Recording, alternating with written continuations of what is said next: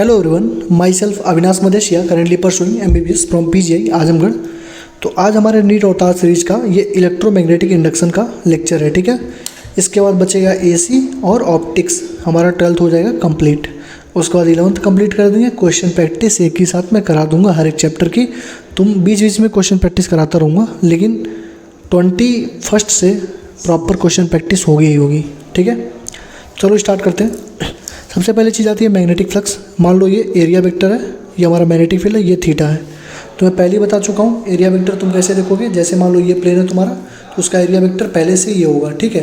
तो अगर तुमसे कहेगा मैग्नेटिक फील्ड इज पैरेलल, अगर तुमसे कहेगा मैग्नेटिक फील्ड इज पैरेलल, चाहे बोल दिया थीटा 0 डिग्री, थीटा 0 डिग्री का मतलब क्या हुआ? थीटा 0 डिग्री का मतलब हुआ ये एरिया हुआ, और 0 डिग्री का मतलब ऐसे हो गया, यानी कि 90 डिग्री, यानी कि टोटल वो परपेंडिकुलर हो जाएगा। अभी तुम्हें मैं समझा दूंगा। जैसे उस ये एरिया वेक्टर वाले कंसेप्ट मैंने तुम्हें इलेक्ट्रिक फील्ड में भी बताया हुआ है, ठीक है। तो चलो एक बार मैं फिर से समझाता हूँ। तो यहाँ A और B हो गया, तो phi equal to flux equal to होता है B डॉट ए, यानी NBA cos theta. B dot A का मतलब होगा BA cos थीटा, N का मतलब होगा नंबर। मान लो कितना भी पूछ लिया, नंबर ऑफ कॉइल टर्न वगैरह बोल दिया तो उससे लगा लोगे, ठीक है। यूनिट होगा ML square T-2 A-1, unit and dimension में अच्छे से बता चुका हूँ, ठीक। और 1 इसका जो ये देखो जो फ्लक्स हमारा स्केलर क्वांटिटी होती है, इसका जो यूनिट होता है वीवर होता है, मैक्सवेल होता है, और गास पर सेंटीमीटर स्क्वायर होता है।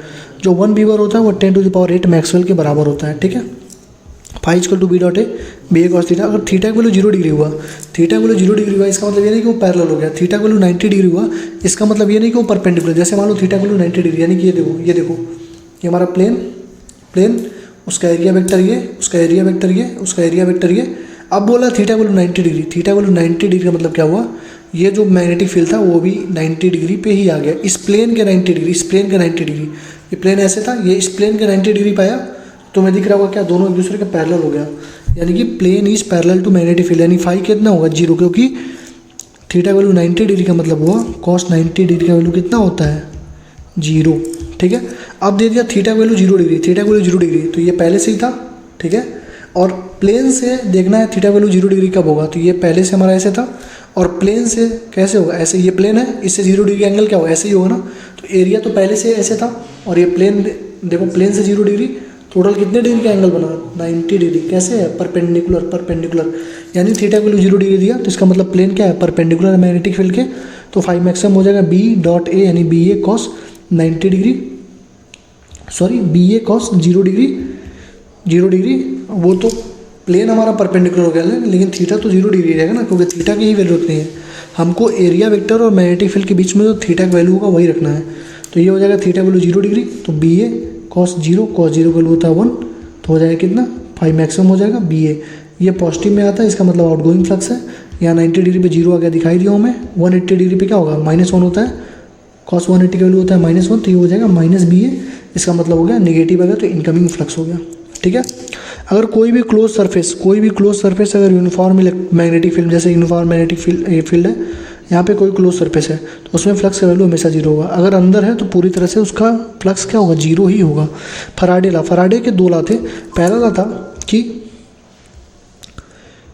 Whenever magnetic flux linked with A close circuit changes, कभी भी अगर मैग्नेटिक फ्लक्स किसी भी सर्किट के साथ चेंज हो रहा है तो एक EMF वो जरूर प्रोड्यूस करेगा उस सर्किट में, और वो EMF तब तक रहेगा जब तक मैग्नेटिक फ्लक्स चेंज होता रहेगा। यानी कि मैग्नेटिक फ्लक्स चेंज होता रहेगा, EMF प्रोड्यूस होता रहेगा। सेकेंड लॉ देखो, फराडे का जो सेकेंड लॉ था वो हमारा law of conservation of energy होता है। वो कहता है जो EMF होता है वो डायरेक्टली प्रोपोर्शनल टू d∅dt, यानी कि चेंज इन फ्लक्स के बराबर होता है। Rate of change of flux जो होता है वो directly proportional to induce EMF के बराबर होता है। और ये जो सेकेंड लॉ वो मैग्नीट्यूड चेंज के बारे में केवल बताता है। लेकिन वहीं पे आपने पढ़ा होगा लेंज लॉ, जो लेंज लॉ होता है वो डायरेक्शन चेंज के बारे में भी बताता है। डायरेक्शन चेंज का मतलब ये कहता है कि इंड्यूस EMF हमेशा ऐसे ही जनरेट होगा, जैसे मान लो कोई भी चीज़ अगर बढ़ रही है तो उसको घटाएगा वो, यानी अपोजिशन में काम करेगा, इसलिए इसको निगेटिव होता है। इसलिए लेंज लॉ जो होता है वो डायरेक्शन चेंज के बारे में बताता है, यानी हमेशा अपोज करता है। अगर कोई चीज़ नॉर्थ में जाना चाह रही है तो वो उसको रिपेल कर देगा, कोई चीज़ साउथ में जाना चाह रही है तो जैसे मान लो कोई बार मैग्नेट है, ठीक है, तो अगर वो साउथ में जाना चाह रही है, जैसे कॉइल है, ठीक है, तो अगर ये साउथ में जाना चाह रही है तो ये क्या करेगा ना, यहाँ पे जैसे देखो ये साउथ है, ये नॉर्थ है, ये साउथ है, ये साउथ है, इधर जाना चाह रही है तो इसको अपोज करेगा। अपोज करने के लिए क्या करेगा? इसको रिपेल करना पड़ेगा। तो ये अपने इधर में इसमें कॉइल में कैसा इंड्यूस EMF करेगा? ये एंटी क्लॉकवाइज इंड्यूस EMF कर देगा, जैसे एंटी क्लॉकवाइज का मतलब होता है नहीं क्लॉकवाइज, ये क्लॉकवाइज जनरेट करेगा, यानी कि इधर भी साउथ डायरेक्शन को ही जनरेट कर लेगा, ठीक है।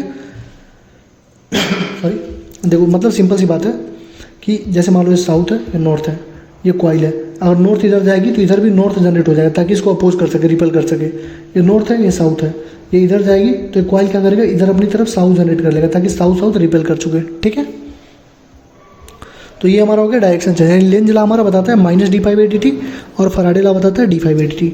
जो करंट इंड्यूस होगा वो कितना होगा, ई इंड्यूस अपन आर, यानी कि ई अपन आर। ई हमारा क्या होता है, जैसे वोल्टेज होता है उसी तरह इंड्यूस ईएमएफ होगा, तो ई इंड्यूस अपन आर हो जाएगा equal to -1/r d∅dt। E induce का वैल्यू हमने यहाँ पर दिया d∅dt 1/r। माइनस में क्यों रखा, क्योंकि माइनस में ही होगा।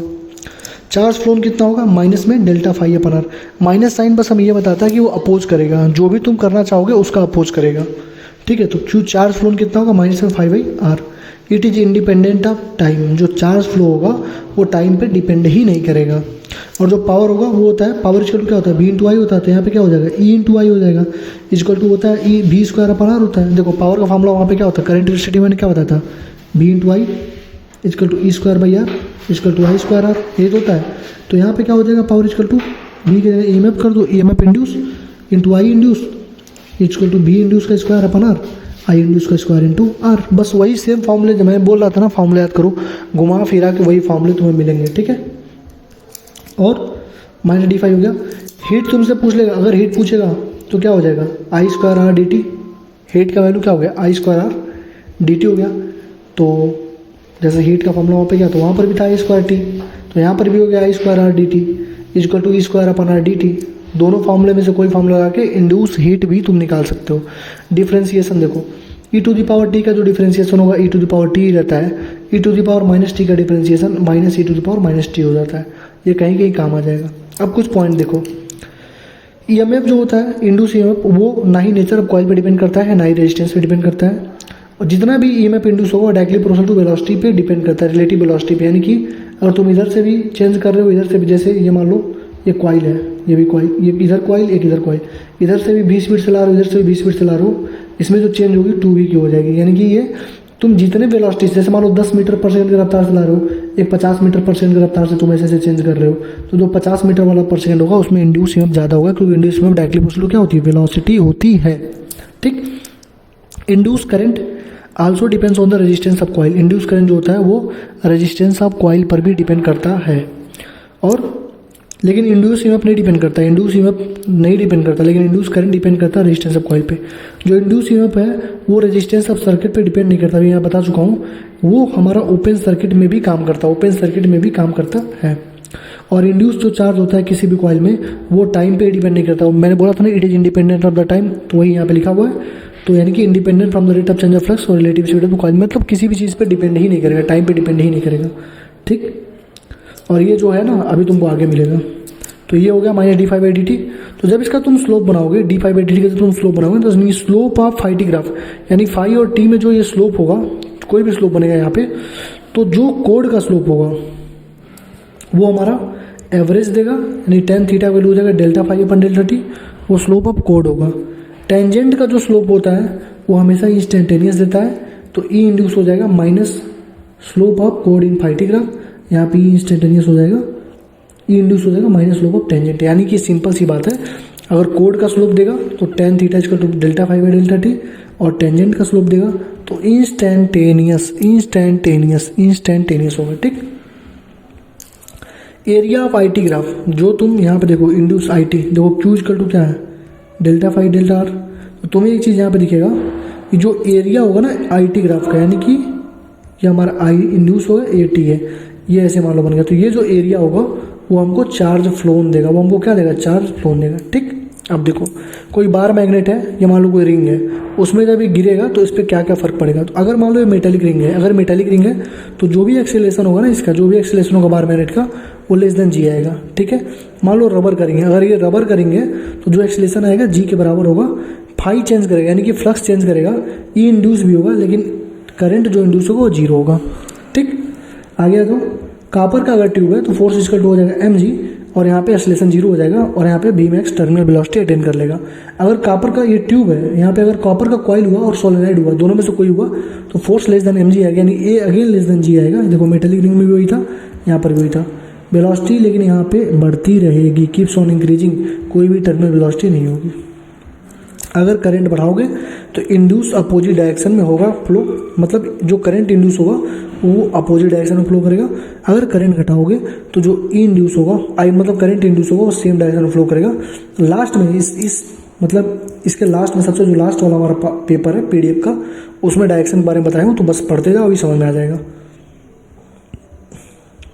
कुछ ऐसे केसेस जहाँ पे EMI होती ही नहीं है, जैसे देखो अगर फ्लक्स ही 0 है तो फाई इक्वल टू क्या होता है, बी डॉट ए। फ्लक्स 0 होगा तो EMI होगा ही नहीं, ठीक है।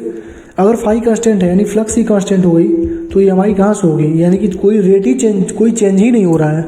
EMI कब जनरेट होती है, जब मैग्नेटिक फ्लक्स चेंज होता रहता है। जब फ्लक्स ही चेंज नहीं हुई, 0 हो गई, तो कोई नहीं होगा, ठीक। अगर करंट आई इंक्रीज कर रहा है विथ रिस्पेक्ट टू टाइम, तो कोई भी इंड्यूस EMF नहीं हो रहा लूप में, क्योंकि उसका करंट कोई भी फ्लक्स नहीं है। Plane of circular field lines of straight parallel to the plane of loop, यानी कि ये पॉइंट तुम बस सीधे याद रखना, ठीक है। बेसिक जो चीज़ थी वो मैंने तुम्हें बता दी कि अगर चेंज नहीं होगा तो वो, अगर मैग्नेटिक मतलब अगर फ्लक्स चेंज नहीं होगा तो 0 होगा ही होगा इंड्यूस EMF, ठीक है। अगर करंट आई इंक्रीज कर रहा है with respect to time, no EMF induce in the solenoid because no flux associated with the solenoid. अगर करंट इंक्रीज कर रहा है, ठीक है, उसके बावजूद भी कोई EMF इंड्यूस नहीं होगा सोलेनॉइड में, क्योंकि कोई भी फ्लक्स एसोसिएट ही नहीं होगा सोलेनॉइड में।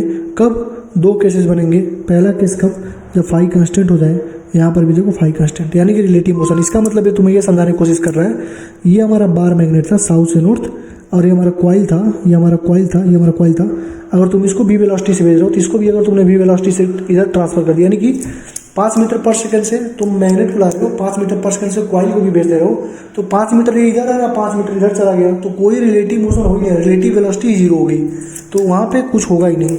और दोनों का वेलोसिटी अगर भी है बराबर बराबर, अगर ऐसे मुड़ रहे हैं तो कहाँ होगा भाई। अगर एक डायरेक्शन में मुड़ रहे हैं वो, 5 से ये भी जा रहा है, 5 से ये भी जा रहा है, तो कहाँ इनके बीच में रिलेटिव वेलोसिटी तो 0 होगी ना, तो इसके वजह से EMF इंड्यूस ही नहीं होगा इनमें, ठीक है। अगर ये 5 से इधर जा रहा है, 5 से इधर आता तो 10 से आ गया ना टोटल, 5 इधर आया, 10 हो गया, तो 10 हो गया, यानी कि इसमें जनरेट करता, ठीक।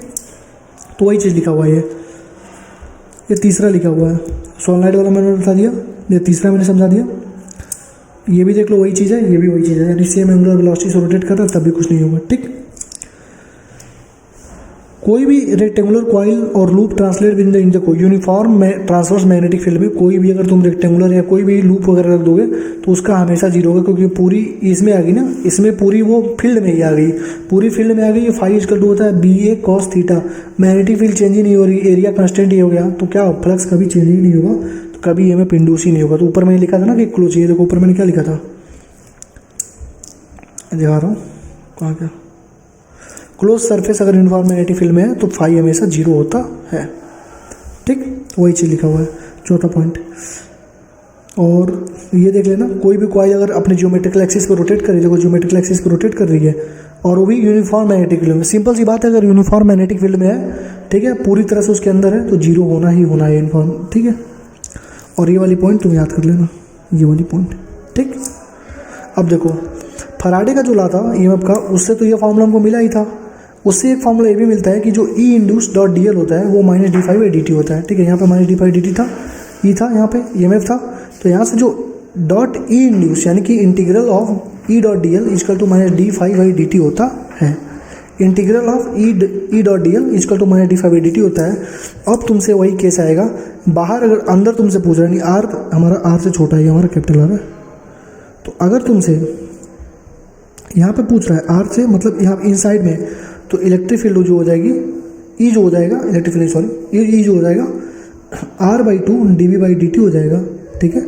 अगर R is greater than R है, अगर ये R ग्रेटर देन R कि बाहर है, तो वहाँ पे E जो होगा वो R²/2R dV/dt हो जाएगा, यानी E आउटसाइड इनवर्सली +2 1/r हो गया। और केस 3 में अगर R इज यानी कि सरफेस पे है तो E = R/2 dV/dt हो जाएगा। ये तीनों चीज़ें याद रखना, IIT में कई बार पूछा जा चुका है, ठीक। अब देखो इंड्यूस EMF जो होता है डायरेक्टली प्रोपोर्शनल टू क्या होता है, बी रिलेटिव होता है, यानी कि अपोजिट डायरेक्शन में ऐड कर दो, सेम डायरेक्शन में। वही चीज़ अभी मैं तुमको बताया था कि 5 से इधर जा रहा है, 5 से भी इधर जाएगा तो कुछ नहीं होगा, 0 हो जाएगा। लेकिन 5 से इधर अपोजिट हो गया, ऐड कर दो 10 हो जाएगा। ठीक। सेल्फ इंडक्शन जो फाई टोटल होता है वो हमारा एल आई के बराबर होता है, और एल जो हमारा होता है mu not N into A, यानी कि Munna Munna Munna Munna Munna Munna mu not N into A, यानी कि एन हमारा स्मॉल एन है, ये डेंसिटी होता है, एन हमारा नंबर टर्न है, ए हमारा एरिया है। ठीक है। एन का वैल्यू तुम्हें कल ही मैंने बताया था सॉलिड वाले केसेस में, एन का वैल्यू क्या होता था, एन बताया था ना तुम्हें। तो म्यू नॉट एन ए हो जाएगा, इसी को बोलते हैं एल इंटू आई। ठीक है। डायमेंशन ये हो जाएगा, देख लेना।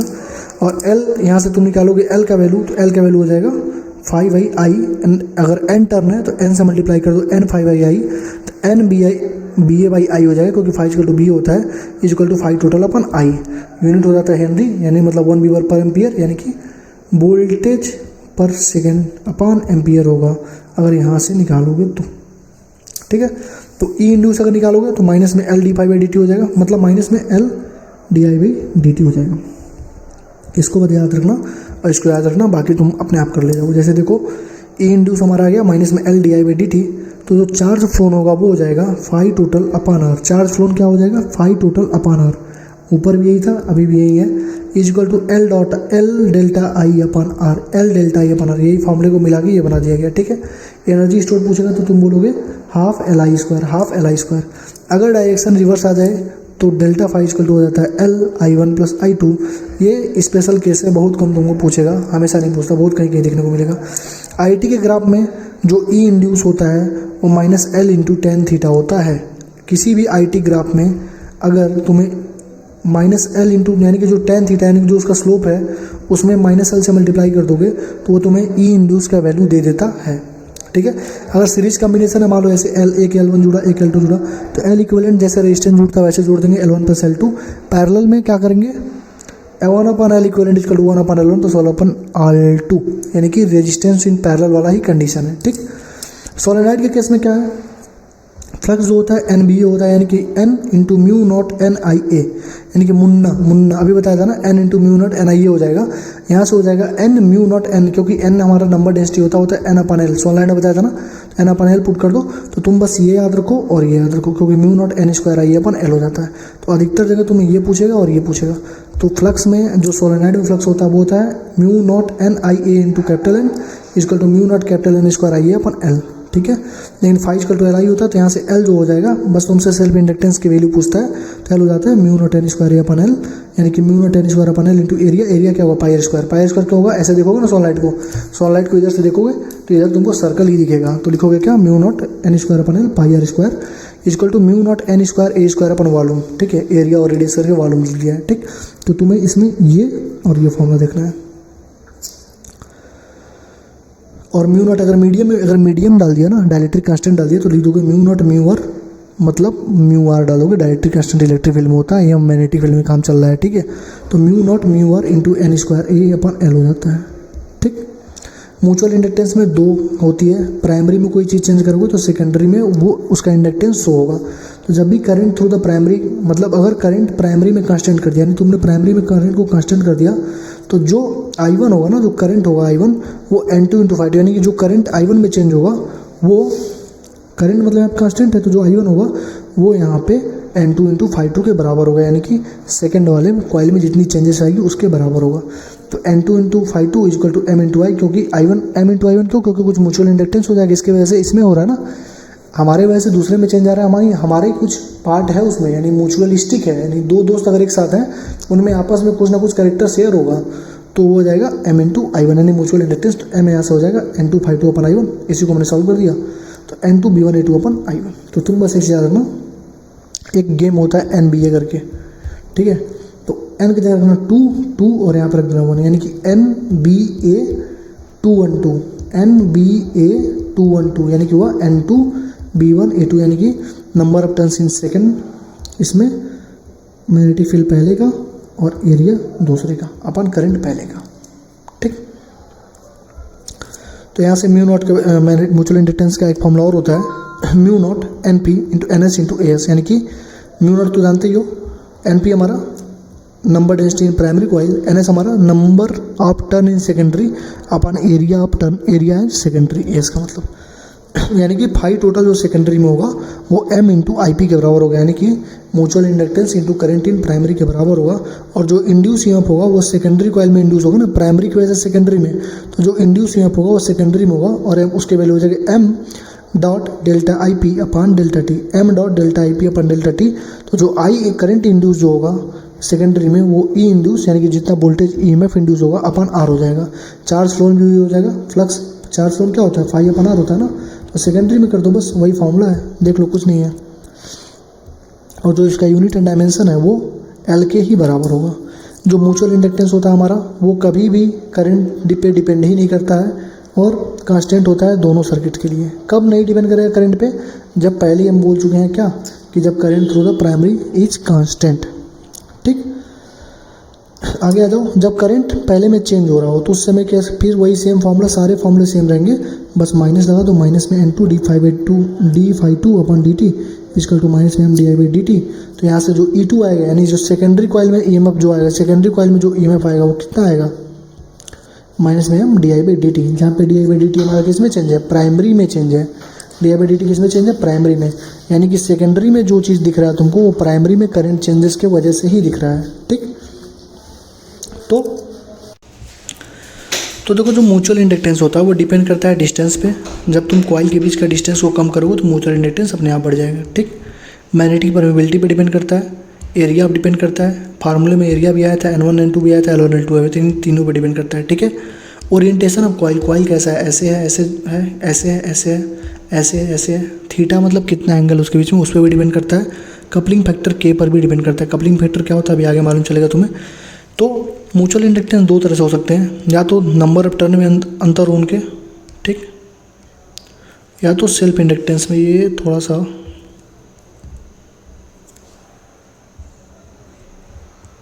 रुक जाओ,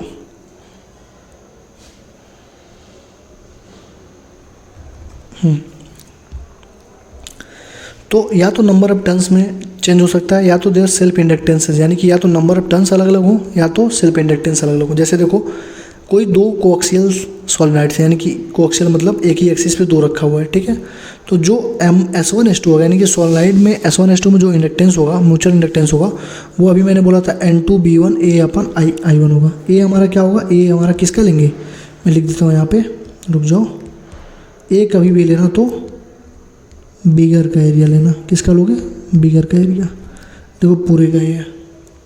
ठीक, तो सोलनाइड अगर कोक्सियल सिलेंडर, कोक्सियल सोलनाइड्स हैं तो N2 B1 मैंने बोला था NBA लिखो, 2 1 2 लिखो, तो यहाँ पे 2 मत लिखना, जिसका एरिया ज़्यादा होगा वो लिखना। ठीक, तो यहाँ से फिर तुम वही फॉर्मूला आएगा N2 अपन I1 mu naught N1 I1, क्योंकि मैग्नेटिक फील्ड का फॉर्मूला क्या होता है, मैग्नेटिक फील्ड सोलनाइड का फॉर्मूला क्या होता है, mu not N I upon L, यही तो होता है, क्योंकि म्यू नॉट एन आई होता है ना, इसको लिख देते हैं mu not N upon L into I, यही यहाँ पे लिखा हुआ है। तो बस ये याद रखो, बाकी यहाँ पे अपना फॉर्मूला, जैसे मान लो मैग्नेटिक फील्ड पहले निकाल लेना म्यू नॉट एन आई से, तो इसके वैल्यू मैग्नेटिक फील्ड की वैल्यू यहाँ पे पुट कर देना, फिर ये फॉर्मूला हो जाएगा तुम्हारा। तो यानी कि म्यूचुअल इंडक्टेंस हो जाएगा mu naught N1 N2 area upon length, ये इंपॉर्टेंट है, इसको ध्यान रखना। ठीक, अब दो कंसेंट्रिक है, कोप्लेनर है, यानी कि ऐसे कंसेंट्रिक है और कोप्लेनर है, एक ही प्लेन में है, तो वहाँ पे फिर यही फॉर्मूला लगाओ N2 B1 A2 वाला, पहले वाला और फॉर्मूला हो जाएगा, वही सेम फॉर्मूला होगा, तो MC1 C2 हो जाएगा म्यू नॉट N1 N2 पाई R स्क्वायर अपन 2R1, यानी सेम चीज़ है, जो फॉर्मूला ये था यही फॉर्मूला ये, बस यहाँ पे एरिया की जगह क्या लिख दिया इसने, पाई R2 का स्क्वायर। R2 का स्क्वायर क्यों लिखा, क्योंकि बड़े वाले का बाहर वाले का स्क्वायर, बड़े वाले का उसने ले लिया एरिया। मैंने यहाँ पे क्या बोला था, बिगर एरिया लेना है, तो वहाँ इसने भी क्या किया, बिगर एरिया लिया हुआ है, पाई R2 का स्क्वायर, अंदर वाले का एरिया लिया, छोटे वाले का यहाँ पे लिया हुआ है। ठीक, बिगर एरिया सोलनाइड के केस में लेना, ठीक है, और कोप्लेनर कॉइल्स होंगे तो अंदर वाले का एरिया ये यहाँ पे क्या होगा बताओ, ऊपर हमारा जो होगा छोटे वाले का एरिया होगा, नीचे बड़े वाले का एरिया होगा। इसके लिए ट्रिक तुम्हें अभी मिलेगी बस 10 सेकंड के बाद। ठीक, और जो हमारा सेल्फ इंडक्टेंस के टर्म में देखोगे तो दो मैग्नेटिकली अगर कपल कॉइल्स हैं तो M का जो वैल्यू होता है K इंटू रूट में L1 L2 होता है, यानी म्यूचुअल इंडक्टेंस जो होता है वो होता है K इंटू रूट में L1 इंटू L2 होता है, जहाँ पे K हमारा क्या है, कपलिंग फैक्टर है, जहाँ दोनों के बीच में, जहाँ पे K का वैल्यू 0 से लेके 1 के बीच में डिफाइन होता है। आइडियल है तो K मैक्स का वैल्यू 1 होगा, M मैक्स का वैल्यू रूट में L1 L2 हो जाएगा। अगर 0 से लेके 1 के बीच में है तो M का वैल्यू K रूट में L1 L2 हो जाता है, ठीक है। कपलिंग फैक्टर ही डिसाइड करता है कि कपलिंग किस फैशन में हो रहा है। तो K का वैल्यू एक और होता है कपलिंग फैक्टर का वैल्यू पाई S अपन पाई P, यानी कि flux in secondary coil upon flux in primary coil. अब देखो दो कंसेंट्रिक कोप्लेनर लूप, वही सेम कंडीशन है। यहाँ पे मैंने क्या लिखा, R2 R1 है तो R2 का स्क्वायर अपन R1। यहाँ पे दो कोप्लेनर है, यानी मैंने लिखा B का स्क्वायर अपन ए। तुम एक चीज़ तुम्हें दिखाई दे रही होगी कि स्मॉल वाले साइड को मैं ऊपर रख रहा हूँ, स्मॉल वाले साइड को ऊपर रख रहा हूँ, यानी कि यहाँ पे देखो स्मॉल वाला साइड B है ना, तो B स्क्वायर अपन है, उसका स्क्वायर अपन बड़ा वाला साइड।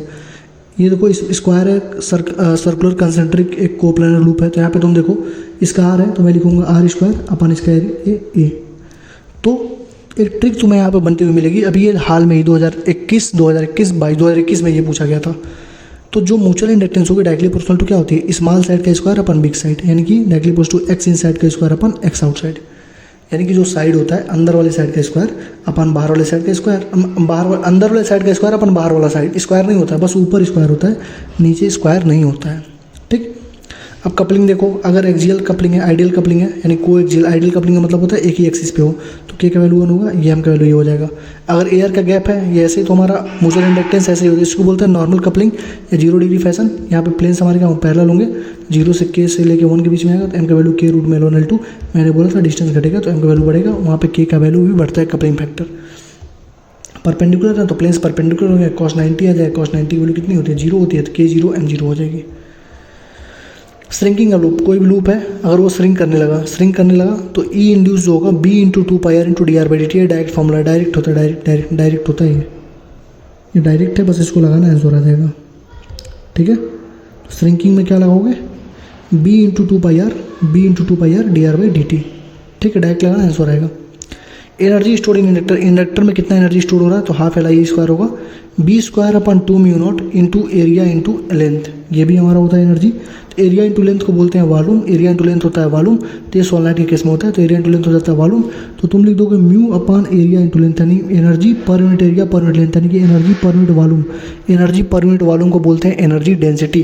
तो एनर्जी डेंसिटी और एनर्जी पर यूनिट वॉल्यूम क्या हो जाएगा, B square upon 2 mu naught, ठीक है। करंट ग्रोथ देखो LR सर्किट में, ये भी थोड़ा सा इंपॉर्टेंट है, 2-3 क्वेश्चन पूछा हुआ इससे भी।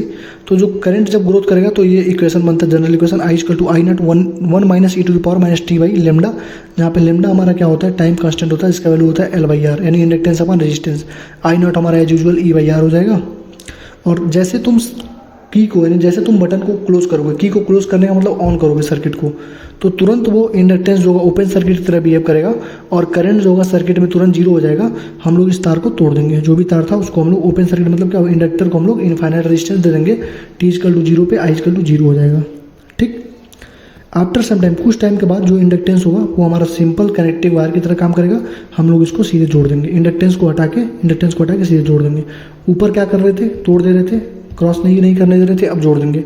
तो जब कुछ टाइम के बाद शॉर्ट सर्किटिंग का केस होगा, करंट हमारा सर्किट में कांस्टेंट हो जाएगा। शॉर्ट सर्किट केस में T इक्वल टू 0 पे I हमारा I नॉट होता है, यानी मैक्सिमम होता है, और इंडक्टर प्रोवाइड करता है 0 रेजिस्टेंस। I नॉट जो होता है हमारे पास E/R होता है। I नॉट को हम लोग बोलते हैं क्या, पीक वैल्यू ऑफ करंट या मैक्सिमम करंट या फाइनल स्टडी करंट बोलते हैं इसको। और जो पीक वैल्यू ऑफ करंट होता है वो कभी भी डिपेंड नहीं करता सेल्फ इंडक्टेंस ऑफ कॉइल पे, कभी भी डिपेंड नहीं करेगा सेल्फ इंडक्टेंस का कॉइल पे, इतना ध्यान रखना, ठीक। टाइम कांस्टेंट का वही वैल्यू हो गया L/R होगा। तो एक टाइम कांस्टेंट में जो करंट होती है 63% इंक्रीज कर जाती है, यानी 0.63 टाइम्स इंक्रीज कर जाती है अपने पीक वैल्यू से। और SI यूनिट इसका भी क्या है, सेकंड में है। हाफ लाइफ का वैल्यू हो जाएगा T इक्वल टू 0.693 लेमडा या 0.693 L/R, ठीक है। रेट ऑफ ग्रोथ देख लो, उसका ग्राफ वगैरह पूछ लेता है कभी कभी, तो di/dt इक्वल टू हो जाएगा E/L e to the power minus t by lambda. तो T इक्वल टू 0 पे I हमारा मैक्सिमम होगा, di/dt E/L के बराबर होगा, और T इनफाइनाइट पे I हमारा मिनिमम होगा, 0 हो जाएगा। यानी कि मैक्सिमम और इनिशियल वैल्यू जो होगा रेट ऑफ ग्रोथ का, ये जो वैल्यू होगी वो does not depend upon the resistance, वो रेजिस्टेंस पे डिपेंड ही नहीं कर रहा है, does not depend on the resistance of coil, का ध्यान रखना, ठीक है। और जो ग्राफ देख लो, ये इसका ग्राफ बन गया, यहाँ से यहाँ ग्राफ देख लेना के बाद 63% होती है, T इक्वल टू 0 पे I नॉट होता है, यहाँ से ऐसे बढ़ जाता है, T इक्वल टू 0 पे ये हमारा ऐसे बढ़ता है, और ये हमारा E/L का ग्राफ हो जाएगा। करंट जब डीके करती है तो उसका जो फॉर्मूला होता है, general formula I equal to I naught e to the power minus RT/L। I equal to हो जाएगा I naught E to the power minus T by lambda. यहाँ पे जस्ट जैसे तुम की को ओपन करोगे तो टी इक्वल टू 0 पे आई इक्वल टू आई नॉट होता है और टी इनफाइनाइट पे आई इक्वल टू 0 होता है। यहाँ पर भी वही केस है, same to same. Time constant भी वही है लेमडा बाई आर, लेकिन यहाँ पे एक टाउ के बाद यानी एक टाइम कांस्टेंट है यानी एक लेमडा के बाद जो करंट होती है 37% डिक्रीज कर जाती है, यानी कि पहले अगर एक थी तो अब 0.37 बची होगी। ठीक है, हाफ लाइफ में टी का वैल्यू हो जाएगा 0.693 इंटू लेमडा। करंट यहाँ पे हाफ लाइफ का मतलब कितनी आधी होगी ना, तो 0.50 टाइम था, तो पीक करंट यानी कि 50% ही बचेगी पीक करंट की। यहाँ पर भी टी 0 ये इक्वेशन बन जाएगी डी की टी इक्वल टू 0 पे टी इक्वल टू इनफाइनाइट पे, वही हमारा ये केस बनेगा, ये केस बनेगा। ऊपर बताया हूँ अभी वही सेम केस है। और इसका ग्राफ देख लेना, दोनों का ग्राफ, ये ग्राफ जरूर देखना, यही ग्राफ इंपॉर्टेंट है, ये वाली और ऊपर ग्रोथ वाली। तो एक नोट है हमारे पास कि रेजिस्टेंस पॉसिबल है विदाउट इंडक्टेंस। अगर किसी सर्किट में इंडक्टेंस नहीं है तो वहाँ पे रेजिस्टेंस हो सकता है, लेकिन अगर उस सर्किट में रेजिस्टेंस है तो इंडक्टेंस होना ही होना है। इसलिए बोलते हैं resistance is possible without inductance but inductance is not possible without resistance. ठीक, मोशनल ईएमएफ अगर ए है बी ऐसे कोई मतलब वायर वगैरह है तो यहाँ से जो लेंथ इसका होगा एल इफेक्टिव ये लेंगे तो आर्बिट्री शेप में जो ईएमएफ हो जाती है वो हो जाते हैं B into L effective into भी। एल इफेक्टिव मतलब डायरेक्ट ये वाली सबसे शॉर्टेस्ट डिस्टेंस, तो ई इक्वल टू हो जाता है भी क्रॉस बी डॉट एल। ये देखना भी क्रॉस बी यानी क्या है, क्रॉस प्रोडक्ट है, इसका ध्यान रखना। भी क्रॉस बी यानी भी से बी की तरफ, यानी भी से बी की तरफ। ठीक है, यानी B is perpendicular to B is perpendicular to L होगा, ये मस्ट होना चाहिए तभी जाके ईएमएफ हमारे पास होगा। नहीं तो अगर कोई भी एक दोनों कंपोनेंट पैरेलल हुआ तो ईएमएफ 0 हो जाएगी, यानी भी इक्वल टू भी हो जाएगा, यानी कि जो भी होगी वेलोसिटी होगी वो बराबर हो जाएगी थीटा एंगल पे, तो इक्वल टू बी एल भी साइन थीटा हो जाता है। ठीक है, दो हमारे पास रूल होते हैं, फ्लेमिंग राइट हैंड रूल और लेफ्ट हैंड पाम रूल। तो मैं यूज़ करता हूँ फ्लेमिंग राइट हैंड रूल। ये हमारा कहता है जो हमारा मैग्नेटिक फील्ड, जो हमारा ये वाली फिंगर जो हमारी ना मैग्नेटिक फील्ड वाली मिडिल फिंगर, ये मिडिल फिंगर है हमारी करंट पोलैरिटी दिखाती है। ये जो हमारी ये है, देखो सिंपल से मैं बात कर रहा हूँ तुम्हें, एक दूसरा रूल मैं बता रहा हूँ। ये देखो, ये जो तुम्हारी उंगलियां हैं उसको तुम रख दो किसके डायरेक्शन में, तुम उसको रख दो करंट के डायरेक्शन में। ठीक है, मैग्नेटिक फील्ड के डायरेक्शन में उंगलियों को रखो। मैग्नेटिक, जैसे मैग्नेटिक फील्ड मान लो अंदर की तरफ जा रही है तो तुमने इसको अंदर की तरफ रखा, और ये जो हमारा फिंगर है, ये जो हमारा अंगूठा है उसको रखो उस वेलोसिटी के डायरेक्शन में। तो मान लो वेलोसिटी जा रही है इधर या पोजीशन है उधर, तो तुमने इधर डाला, तुम देख रहे हो जो हमारी हथेली है, हमारी हथेली किधर आ रही है, हमारी हथेली किधर आ रही है इधर, यानी इस वाली जो साइड होगा वो हाई पोलैरिटी होगा, यानी प्लस जो हाई पोलैरिटी होगा इस साइड होगा। जैसे मान लो मैग्नेटिक फील्ड हमारी जा रही थी अंदर और करंट हमारा वेलोसिटी था इधर, तो मैग्नेटिक फील्ड अंदर, हमने क्या वेलोसिटी इधर, तो ये जो हमारा ये वाली तारू वाली साइड है, जो साइड वाली है व्हाइट वाली ऐसे हुई ना, यानी इधर होगी, यानी कि जो इधर वाली हमारी साइड होगी वो हमारी क्या होगी, प्लस में होगी, और जो उसके अपोजिट होगी वो हमारी क्या होगी, निगेटिव होगी। ठीक है, क्वेश्चन कराऊंगा तो मैं अच्छे समझा दूंगा। तो वही ये वाली रूल हम लोग नहीं अप्लाई करते हैं, ये फ्लेमिंग राइट हैंड रूल या जो मैंने बताया यूज करते हैं। ठीक, क्लोज कोई सेफ है, फील्ड के अंदर पूरी तरह से है तो ईएमएफ 0 हो जाएगी, बता चुका हूँ। सर्कुलर कॉइल है और उसके एक्सिस पे पूछोगे, सर्कुलर कॉइल के एक्सिस पे ही इंड्यूस में पूछोगे तो 0 होगा, लेकिन उसके डायमीटर पे पूछोगे तो minus A B cos theta upon D T होगा, या minus A B cos D omega T upon D T हो जाएगा। ये बहुत इंपॉर्टेंट है, इसको ध्यान रखना। एक्सिस पे पूछ लिया तो 0 रख देना, और डायमीटर पे पूछेगा तो minus A B cos theta upon D T या minus A B cos omega T upon D T. Theta upon T, omega क्या होता है, थीटा अपॉन टी होता है, theta equal to omega T हुआ, तो ये थीटा ने क्या रख दिया, ओमेगा टी रख दिया। अगर हॉरिजॉन्टल प्लेन में है या स्लाइडर रेल प्रॉब्लम है तो यहाँ पे देखो, यही मैं तुमको फिर समझा, देखो यहाँ पे क्रॉस बी बना है ना, क्रॉस बी का मतलब क्या हुआ, मैग्नेटिक फील्ड अंदर, वेलोसिटी जा रही है इधर, तो तुम देख रहे हो ये वाला क्या आगे ना, तो तुम देख रहे हो आगे, यानी कि ये वाली हमारी जो फील्ड होगी ये हाई पोलैरिटी पे होगी, उसके अपोजिट में लो पोलैरिटी पे होगी। तो ईएमएफ हो गया हमारे पास B B L, I equal to E by R, B B L by R हो जाएगा। तुमसे अगर फोर्स पूछेगा तो I into L cross B कर देना, I L B sine theta कर देना, तो यहाँ से हो जाएगा बी आई एल या B I L sine theta, क्योंकि थीटा हमेशा 90 डिग्री पे ही आ जाएगी तुमको यहाँ पे, तो 90 डिग्री का वैल्यू 1 हो जाएगा, तो यहाँ पे लिखोगे बी आई एल। तो एक फॉर्मूला और बनता है, B square L square B by R बन जाता है, या फोर्स एक्सटर्नल, यानी कि जो फोर्स मैग्नेटिक फ्लक्स की वजह से होगा वो हमारे पास होगा B square L square B upon R equal to F external. जब पावर पूछेगा तो बस यहाँ पे बी स्क्वायर कर देना, फोर्स का याद कर लो B square L square B by R, जब पावर पूछेगा तो बस बी स्क्वायर कर देना, तो B square L square B square upon R हो जाएगा, ये हमारा पावर हो जाएगा। ठीक है, तो यहाँ पे एफ एम जो था हमारे पास डायरेक्टली इक्वल टू वेलोसिटी आ रही थी, यहाँ पे पावर जो था directly equal to B square हो गया। ठीक है, तो ये हमारा rate of dissipation of heat भी है, जो पावर होता है हम लोग उसको रेट ऑफ हीट डिसिपेशन भी बोलते हैं, या B square L square B square upon R भी बोल सकते हो। ठीक है, यानी यहाँ पे बी था, यहाँ पे बी स्क्वायर हो जाएगा।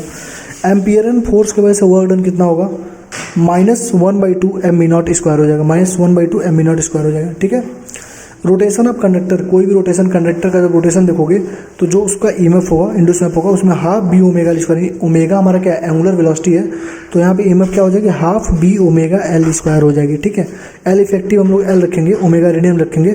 जब कोई सर्कल है तो वहाँ पे एल इफेक्टिव हमारा क्या होता है, रेडियस के ही बराबर हो जाएगा।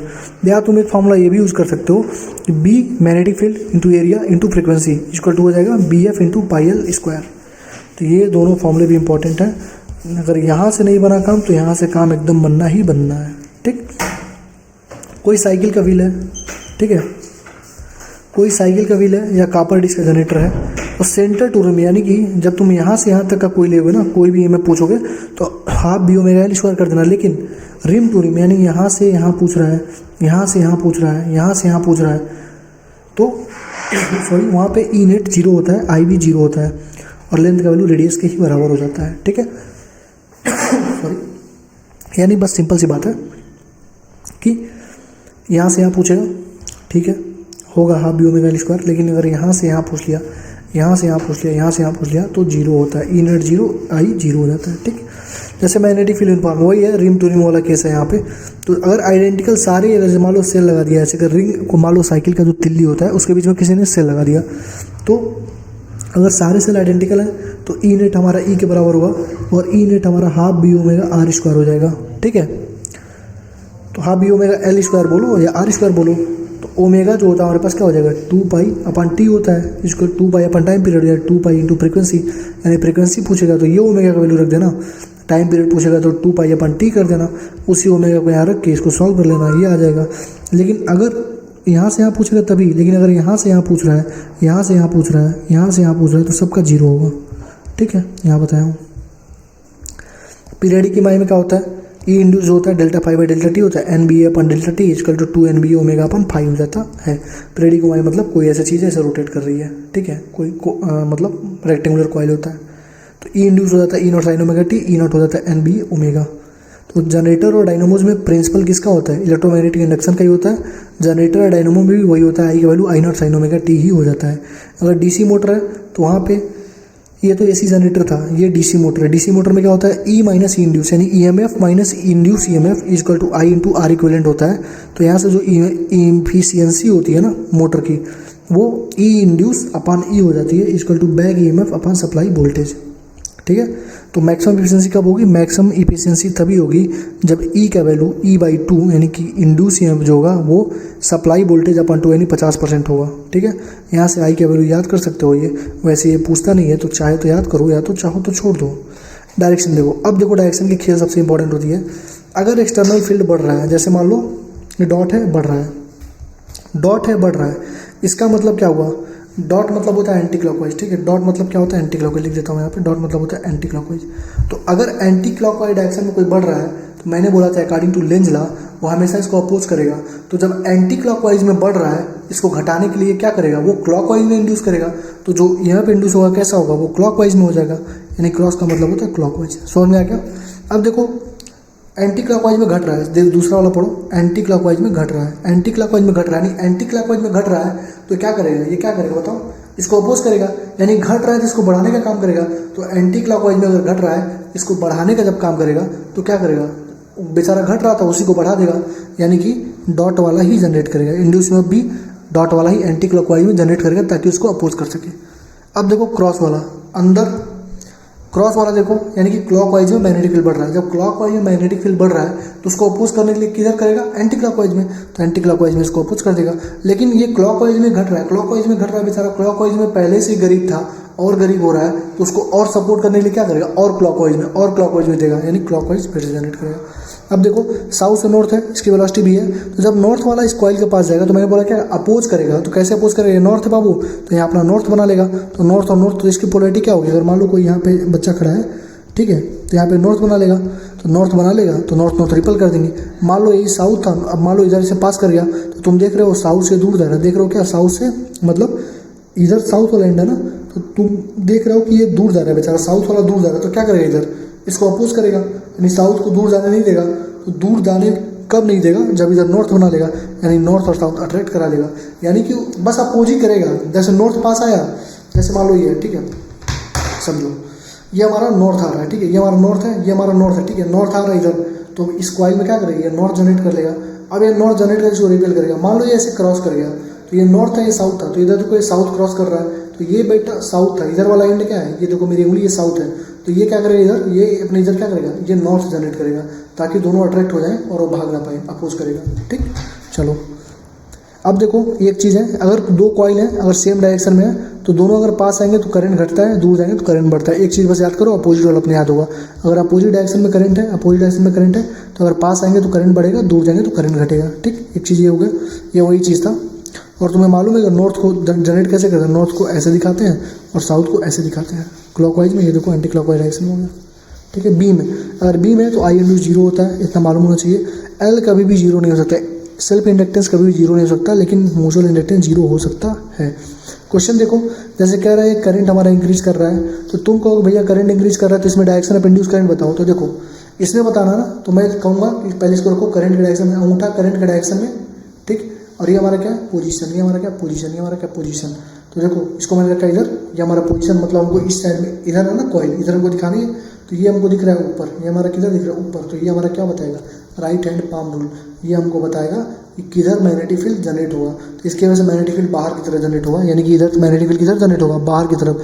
तो जब मैग्नेटिक फील्ड बाहर की तरफ जनरेट हो रहा है तो इंड्यूस ईएमएफ किधर होगा, इंड्यूस ईएमएफ किधर होगा, इसको अपोज करेगा, इसको अपोज करेगा, तो अपोज करेगा तो इंड्यूस ईएमएफ किधर जनरेट होगा, ये जा रहा है बाहर यानी एंटी क्लॉकवाइज, तो इंड्यूस ईएमएफ जो होगा वो क्लॉकवाइज जनरेट करेगा, क्लॉकवाइज जनरेट करेगा, तो इसका आंसर होगा क्लॉकवाइज, ठीक है। वही चीज़ है, इसको पोजीशन के डायरेक्शन में रखो, इसको करंट के डायरेक्शन में रखो। ये जो हमारा होगा पाम जो होगा वो हमारा मैग्नेटिक फील्ड को रिप्रेजेंट करेगा, मैग्नेटिक फील्ड बाहर जा रहा है अंदर आ रहा है, ठीक। तो ये हमारा इलेक्ट्रोमैग्नेटिक इंडक्शन चैप्टर हो गया खत्म। ये मेडिकोली का भी हमारा प्यारा सा टेलीग्राम चैनल है, जहाँ पे तुमको इसके नोट्स और पीडीएफ सारी मिल जाएंगी। तो एक छोटा सा काम करना होता है, लाइक कमेंट शेयर और सब्सक्राइब। लाइक करो, शेयर करो, कमेंट करो, फॉलो करो और turn on the bell notification. ये मेडिकोली का भी हमारे चैनल का नाम है, अच्छे से यार इसका यूटिलाइज कर लो जितना तुम्हें करना है। नीट तक ही हूँ, नीट के बाद शायद मैं ना इस पर एक्टिव हूँ, तो यूटिलाइज कर लो जितना कर सकते हो, जितना ग्रो करवा सकते हो चैनल को ग्रो करवाओ। थैंक यू फॉर वॉचिंग, मिलते हैं नेक्स्ट वीडियो में, थैंक यू। एसी हमारा होगा नेक्स्ट वीडियो, एसी होगा, ईएम वेव होगा, ऑप्टिक्स होगा, बाबू ये हो जाएगा 12th हमारा पूरा कंप्लीट। उसके बाद 11th कंप्लीट करा दूंगा, और 20 से जब मेरी छुट्टी होगी आराम से 15 दिन के अंदर तुम्हारे सारे एक एक क्वेश्चन को करवा दूंगा। तुम जैसे मैं बोल दूंगा इलेक्ट्रोस्टेट पढ़ के आना, इलेक्ट्रोस्टेट रिवाइज करके आना, सारे क्वेश्चन करवा दूंगा एक ही साथ, तुम्हारा रिवीजन भी हो जाएगा। ऐसा नहीं बीच बीच में भी क्वेश्चन प्रैक्टिस के सेशन रखूंगा, ठीक है। थैंक यू, मिलते हैं नेक्स्ट वीडियो में।